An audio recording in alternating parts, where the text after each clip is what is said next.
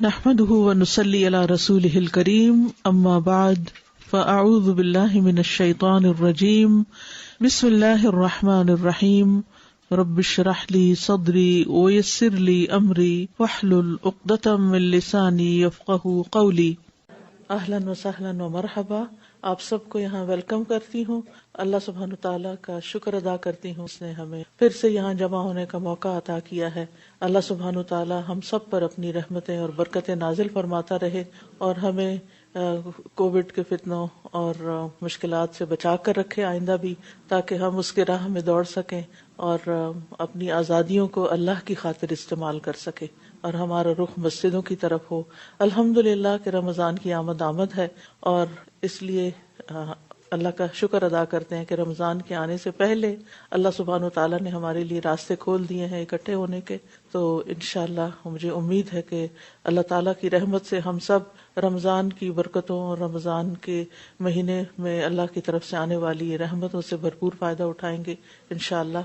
تو آج ہم رمضان سے متعلق ہی کچھ یاد تازہ کرتے ہیں اور دیکھتے ہیں کہ اللہ رب العزت نے ہمیں اپنے کلام میں اس خاص مہینے کے بارے میں کیا کچھ بتایا ہے۔ تو آئیے ہم شروع کرتے ہیں آیات الصیام کی تفسیر۔ نحمده ونصلی علی رسولہ الکریم، اما بعد فاعوذ باللہ من الشیطان الرجیم، بسم اللہ الرحمن الرحیم، رب اشرح لی صدری ویسر لی امری واحلل عقدۃ من لسانی یفقہوا قولی۔ اے لوگو جو ایمان لائے ہو، تم پر روزہ رکھنا فرض کیا گیا ہے جس طرح تم سے پہلے لوگوں پر فرض کیا گیا تھا، تاکہ تم متقی بن جاؤ۔ گنتی کے چند دن ہیں، پھر جو کوئی تم میں سے بیمار ہو یا سفر پر ہو تو دوسرے دنوں سے تعداد پوری کر لے، اور جو لوگ مشکل سے روزہ رکھنے کی طاقت رکھتے ہیں وہ ایک مسکین کا کھانا فدیے میں دے دیں۔ بس جو کوئی خوشی سے نیکی کرے تو وہ اسی کے لیے بہتر ہے، اور یہ کہ تم روزہ رکھو یہ تمہارے حق میں بہتر ہے اگر تم علم رکھتے ہو۔ روزہ ایک عبادت ہے، اور عبادت بندوں پر اللہ کا حق ہے۔ اللہ سبحانہ تعالیٰ نے ہمیں پیدا کیا، وہی ہمارا خالق، مالک، رازق ہے، اسی کی طرف ہم نے لوٹ کر جانا ہے۔ لہٰذا اللہ سبحانہ تعالیٰ نے ہمیں دنیا میں بھیجنے کے بعد جو ہماری تخلیق کا مقصد بتایا وہ ہے کہ ہم اسی کی عبادت کریں۔ وما خلقت الجن والانس الا لیعبدون، کہ میں نے جنوں اور انسانوں کو صرف اپنی عبادت کے لیے پیدا کیا ہے۔ اللہ کی عبادت کے لیے صرف چند ریچولز کو ادا کرنا کافی نہیں، بلکہ اس کے لیے محبت، خضوع یعنی عاجزی، اخلاص اور احسان ضروری ہے۔ یعنی ہماری عبادتوں کے اندر محبت بھی ہو، اللہ سبحانہ تعالیٰ کے آگے عاجزی بھی ہو، اس میں اخلاص بھی ہو، اور وہ عبادت احسان کے درجے پر بھی ہو۔ وہ عبادت محض عبادت نہ ہو بلکہ بہت خوبصورت عمل بن جائے۔ تو حقیقی عبادت وہی ہوتی ہے جس میں انسان اللہ تعالیٰ کے حکم کے آگے جھک جاتا ہے کہ اے میرے رب، تو میرا خالق ہے، تو ہی میرا مالک ہے، تو ہی میرا رازق ہے، میں تیرا بندہ ہوں، میں تیرے حکم کے آگے جھک رہا ہوں، میں اپنی مرضی، اپنی خواہش اور اپنے دل کی چاہت کو ایک طرف چھوڑ کر تیری چاہت کے آگے جھک رہا ہوں۔ اور جب تک یہ محبت شامل نہ ہو اس وقت تک عبادت کا لطف اور عبادت کا بھرپور فائدہ انسان نہیں اٹھا سکتا۔ ہم دیکھتے ہیں کہ ہمارے دین میں عبادات کی مختلف اقسام ہیں۔ کچھ عبادات مال سے متعلق ہیں اور کچھ عبادات بدن سے متعلق، مالی عبادات اور بدنی عبادات، اور کچھ دونوں پر ہی مشتمل ہیں، یعنی کچھ میں مال اور بدن کی مشقت دونوں ہی شامل ہیں۔ کچھ عبادات ایسی ہیں جن میں انسان کو صرف اللہ کے حکم کے آگے رک جانا ہوتا ہے، کچھ کرنا نہیں ہوتا، بس جہاں ہمیں سٹاپ لگایا گیا وہاں ہم رک جائیں۔ کہیں پر امتحان میں اللہ کی رضا پر راضی ہو جانا ہی عبادت ہوتا ہے، کسی آزمائش کے وقت، کسی تکلیف کے وقت، کسی دکھ درد کے وقت شکوہ نہ کرنا، پریشان نہ ہونا، اللہ کی رضا کے آگے اپنے آپ کو جھکا دینا، یہ بھی عبادت ہوتا ہے۔ کچھ لوگوں کے لیے مال خرچ کرنا مشکل ہوتا ہے، لیکن کچھ کے لیے مال خرچ کرنا آسان ہے لیکن جسمانی مشقت مشکل ہوتی ہے۔ کچھ لوگ اس کے برعکس ہوتے ہیں۔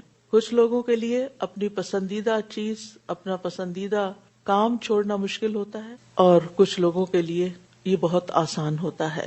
اسی وجہ سے آپ دیکھتے ہیں کہ اللہ سبحانہ تعالیٰ نے مختلف طرح کی عبادات رکھی ہیں تاکہ سبھی کا امتحان ہو جائے. یعنی ہمیں جو چیزیں آسان لگتی ہیں وہ بھی ہم کر لیں اور جو چیزیں ہمیں مشکل لگتی ہیں وہ بھی ہم کریں، کیونکہ عبادت کی اصل اطاعت ہے.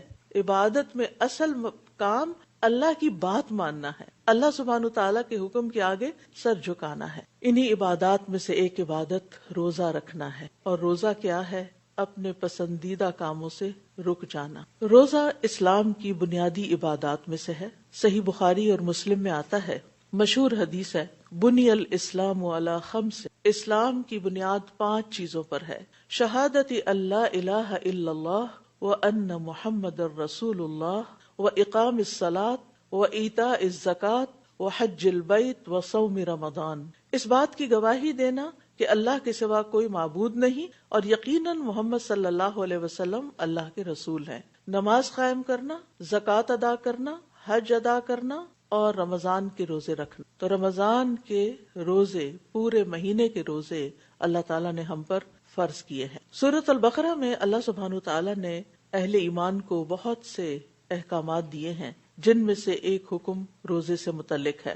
اس میں روزے کی فرضیت، روزے کے اوقات، مریض اور مسافر کے لیے روزے کی رخصت، روزوں کا فدیہ اور رمضان کے مہینے کی فضیلت، دعا کی اہمیت اور اعتکاف کے مسائل سبھی کو چند آیتوں میں بیان کر دیا ہے. یعنی روزے سے متعلق جتنی بھی چیزیں ہیں وہ ان آیات میں بیان ہو گئی ہیں. باقی تفصیلات ہمیں فقہ کی کتابوں میں ملتی ہیں، احادیث سے ملتی ہیں. روزے کی فرضیت کا جب حکم دیا گیا تو اللہ سبحانہ وتعالیٰ نے یا ایھا الذین آمنوا کہہ کے پکارا. اللہ سبحانہ وتعالیٰ نے قرآن مجید میں مختلف لوگوں کو مختلف طرح سے پکارا ہے. اللہ تعالیٰ نے یا بنی اسرائیل کہہ کے بنی اسرائیل کو پکارا، یا اہل الکتاب کہہ کے اہل کتاب کو، یہود و نصارہ کو پکارا، یا ایھا الناس کہہ کے تمام انسانوں کو پکارا. اسی طرح انبیاء کو بھی یا نوح یا نوح اور یا ابراہیم یا موسیٰ اور یا ایھا الرسول، رسول اللہ صلی اللہ علیہ وسلم کو یا ایھا الرسول کہہ کے پکارا، اور ہم سب کو یا ایھا الذین آمنوا کہہ کے پکارا. اور یہ کتنا خوبصورت ٹائٹل ہے کہ ہمارا ذکر ایمان کے ساتھ ہوا ہے. یا ایھا الذین آمنوا، اے لوگو جو ایمان لے آئے ہو، جو مان گئے ہو، جنہوں نے اللہ سبحانہ وتعالی اور اس کے رسول اور ان کی طرف سے آنے والی تعلیمات پہ لبیک کہہ دیا ہے، جنہوں نے اپنے آپ کو اللہ کے آگے جھکا دیا ہے. اور پھر جب کوئی حکم خاص ہوتا ہے تو اس کے لیے پکار بھی خاص ہوتی ہے.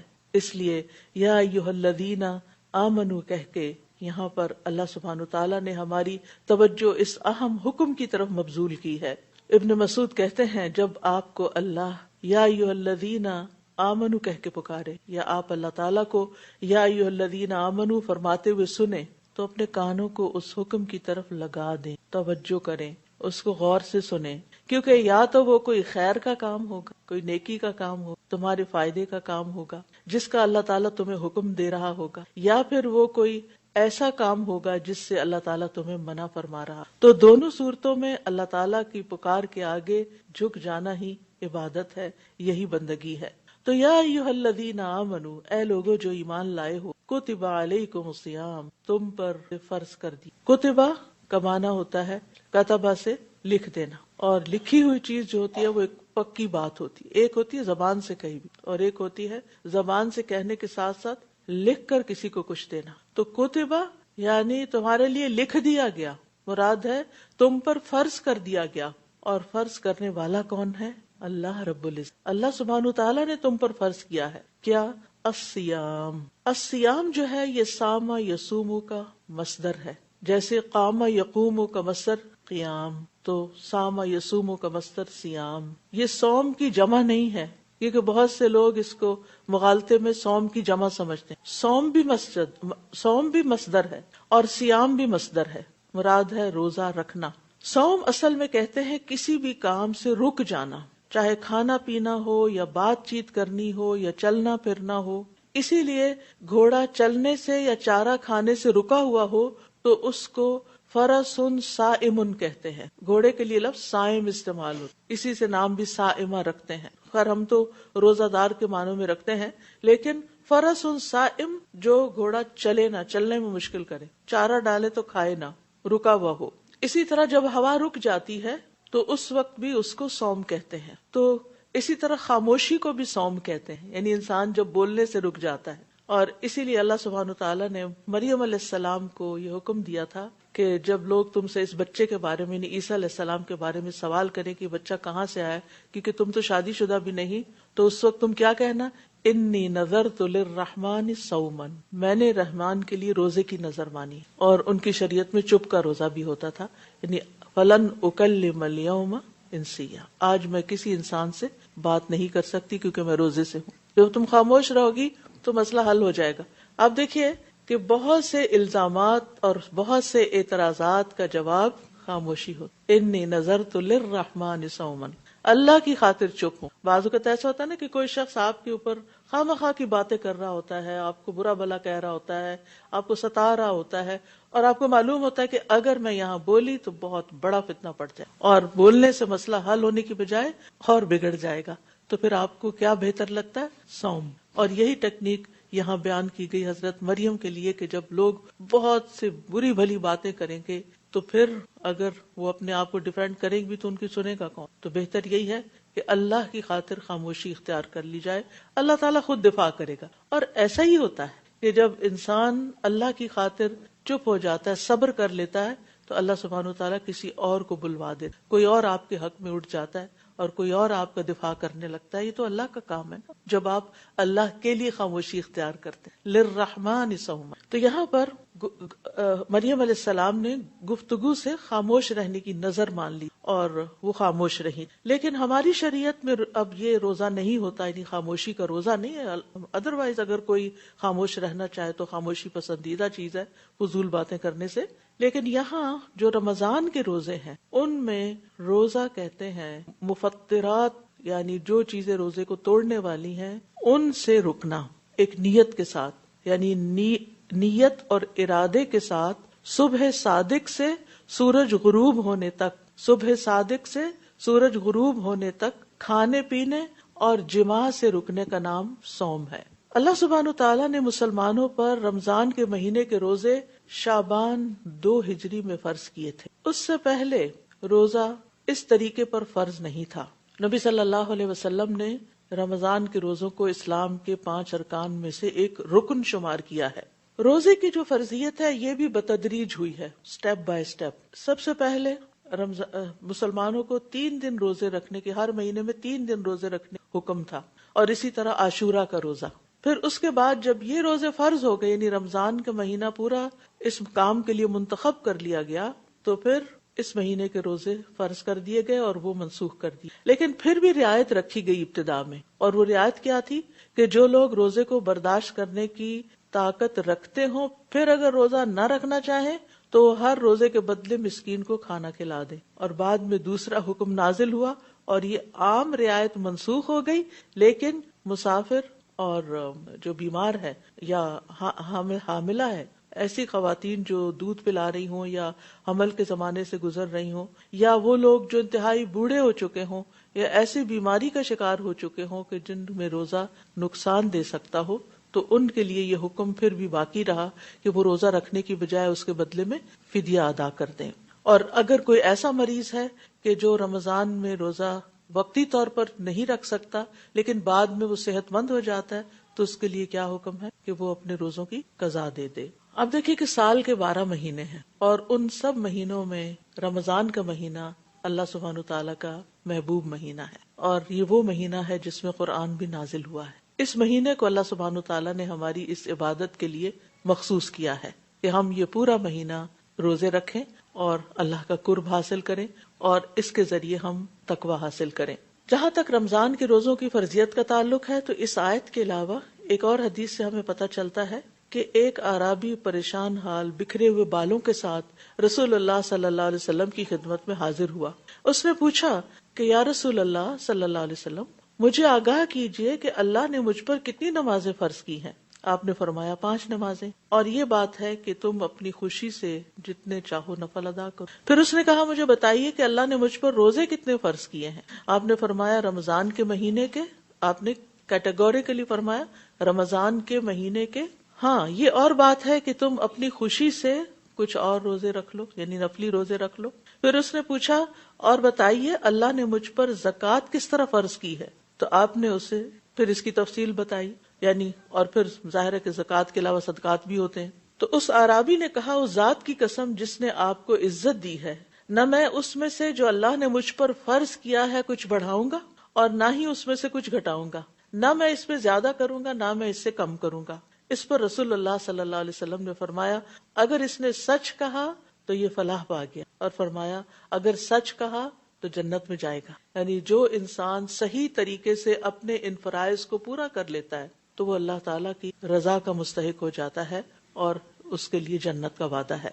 اب یہاں پر یہ فرمایا گیا کہ یا ایھا الذین آمنوا کتب علیکم الصیام، تم پر روزے رکھنا فرض کیا گیا. آگے فرمایا کما کتب علی الذین من قبلکم، جیسے ان لوگوں پر فرض کیا گیا تھا جو تم سے پہلے تھے.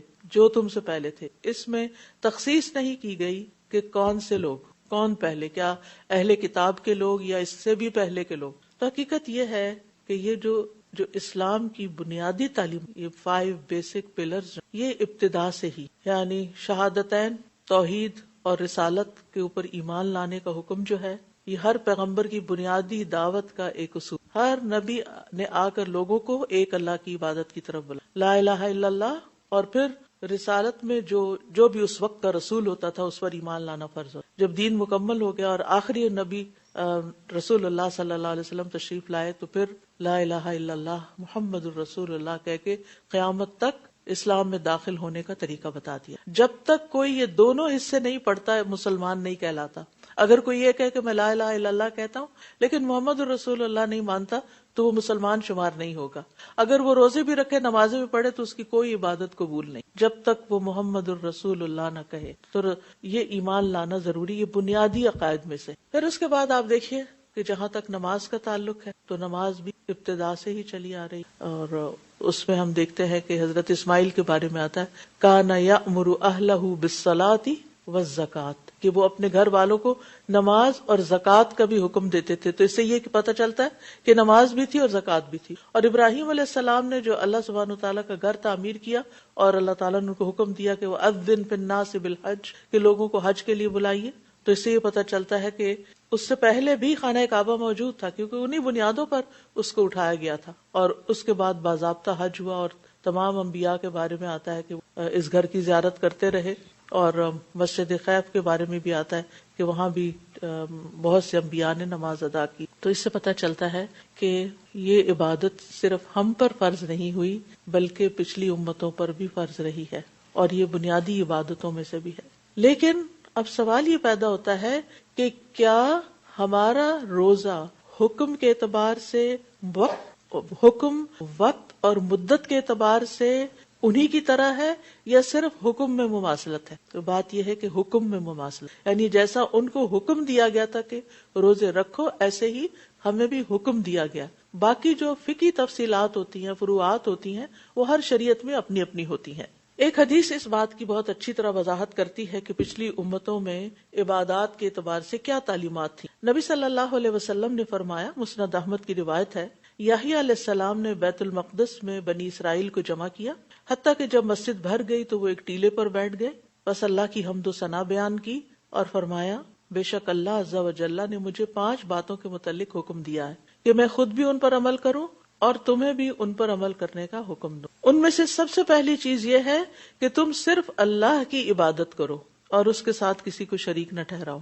اب یہ یحییٰ علیہ السلام اپنی قوم کو کہہ رہے ہیں. دوسری چیز، میں تمہیں نماز کا حکم دیتا ہوں. تیسری چیز، میں تمہیں روزوں کا حکم دیتا ہوں. یہاں بھی آپ دیکھیے کہ یحییٰ علیہ السلام کے دور میں بھی روزے تھے، کیونکہ اس کی مثال اس شخص کی سی ہے جو بھری محفل میں مسک کی ایک شیشی لے کر آئے اور سب کو اس مسک مہک کا احساس ہو، اور اللہ کے نزدیک روزہ دار کے منہ کی بو مسک کی مہک سے بھی زیادہ عمدہ ہوتی. اب یہ ہمارے ہاں بھی یہ حدیث موجود ہے اور یہی بات یحییٰ علیہ السلام بھی فرما رہے ہیں اپنی قوم کو. نمبر 4، میں تمہیں صدقہ کرنے کا حکم دیتا ہوں. اور نمبر 5، میں تمہیں کثرت کے ساتھ اللہ عز و جل کا ذکر کرنے کا حکم دیتا ہوں. اب یہ ہے کہ کیا اتنا ہی کافی نہیں تھا؟ یا ایھا الذین آمنوا کتب علیکم الصیام لعلکم تتقون، اتنا بھی کہہ دیا جاتا.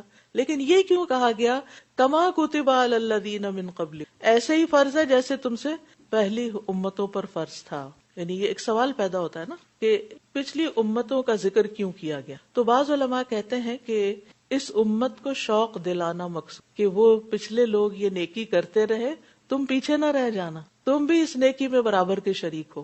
کیونکہ ان شریعتوں اور احکام میں یہ حکم موجود تھا اور یہ ہماری شریعت میں بھی موجود ہے. اور پھر یہ ہے کہ یہ کوئی ایسی چیز نہیں کہ جو بوجھل ہو. یعنی ایک احساس ہوتا ہے نا جب روزے کا سنتا ہے انسان کہ پورا مہینہ دن میں کچھ نہیں کھانا پینا، کیونکہ ہمیں سب سے زیادہ مرغوب چیز جو ہے وہ کھانا پینا ہی ہوتا ہے، اور دن میں کئی بار کھانا. اب تو پہلے تو ہوتا تھا صبح شام لوگ کھاتے تھے، پھر دوپہر کا ایڈ ہوا، اور اب تو 6 دفعہ کھانے کا فلسفہ شروع ہو گیا ہے. تو بہرحال جو کہ کھانے سے رکنا واقعی ایک بہت بڑا جہاد بن نفس ہے. اس لیے یہاں پر امت کو شوق دلایا گیا کہ یہ کوئی مشکل کام نہیں ہے، یہ ایسا کام نہیں جو تم پہلی دفعہ کرو گے، بلکہ یہ تو شروع سے ہوتا چلا آیا ہے. اور اس سے اس عبادت کی اہمیت مقصود ہے.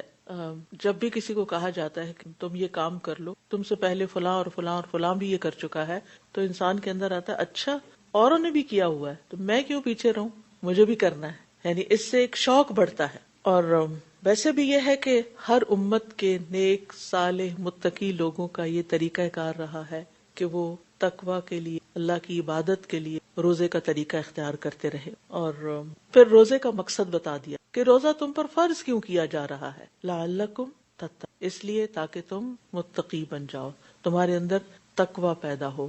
لعل جو ہے یہاں علت بیان کرنے کے لیے آیا ہے، یعنی روزے کی فرضیت اور حکمت بتائی جا رہی ہے کہ وہ ہے اللہ کا تقوی اختیار کرنا، تقوی کا حصول. اور یہی اس کی شرعی حکمت ہے کہ روزے کے نتیجے میں، یعنی روزے کا آؤٹ کم کیا ہو. یعنی جب انسان کوئی کام کرتا ہے تو پھر اس کا آؤٹ کم بھی دیکھتا ہے کہ مجھے ملے گا کیا.